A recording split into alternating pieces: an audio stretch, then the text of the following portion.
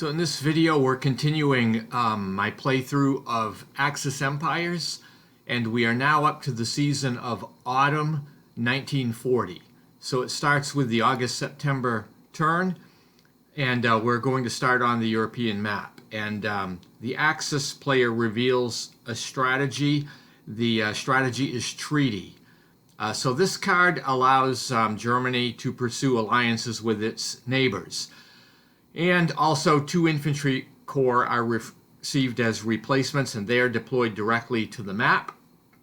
So what I decided to do is to target Italy during the political events segment, and it ends up joining the Axis on a successful die roll. So you can see in the picture now Italy is part of the Axis, and some units are now deployed to the map in Italy.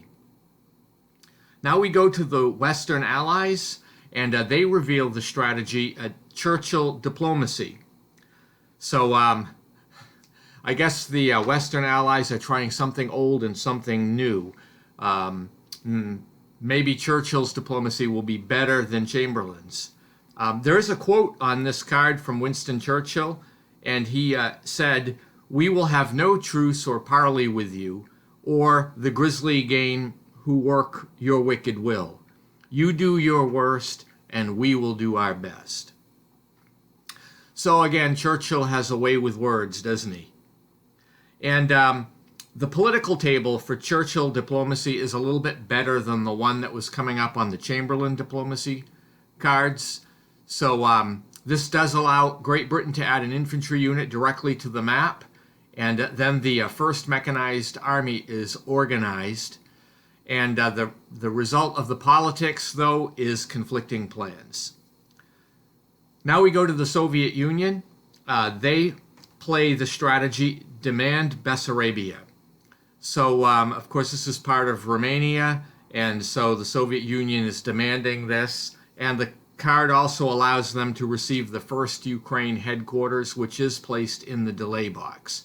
And then 3 infantry corps are deployed to the map in the replacement segment, and then Bessarabia is ceded to the Soviets after consulting the political events table. So this allows Soviet troops to enter into the region. Now we're going to continue by going to the Pacific map in Daisenso. So in Asia, it is August-September 1940. We know France had been defeated by Germany, and the German victory marker is then placed in the strategic warfare box in the Daisenso part of the game.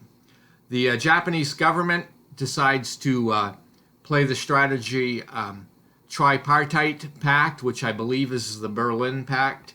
And so Japan assumes control of French Indochina. And this card also allows Japan to mobilize 3 infantry units.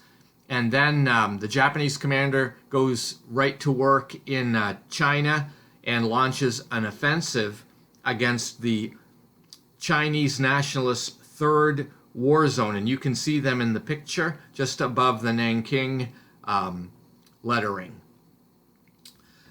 It's just to the west of Nanking, which is in the green strategic box there. Both sides in this conflict have headquarters support, but the Japanese also have an Air Force unit available, and as a result, the Chinese lose a step. However, they do continue to hold on to the position. Now we go to the Western Allies, and they reveal the Selective Service Begins strategy. And we have a quote on this card from FDR, where he said, "As long as the possibility exists that not one continent or 2 continents, but all continents may become involved in a worldwide war, reasonable precaution demands that American defense be made more certain."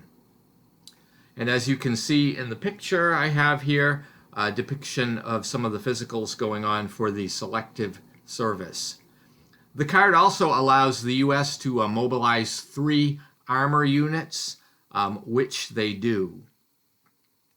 Then we go to the Soviet Union, and they play for the Pacific map border defense.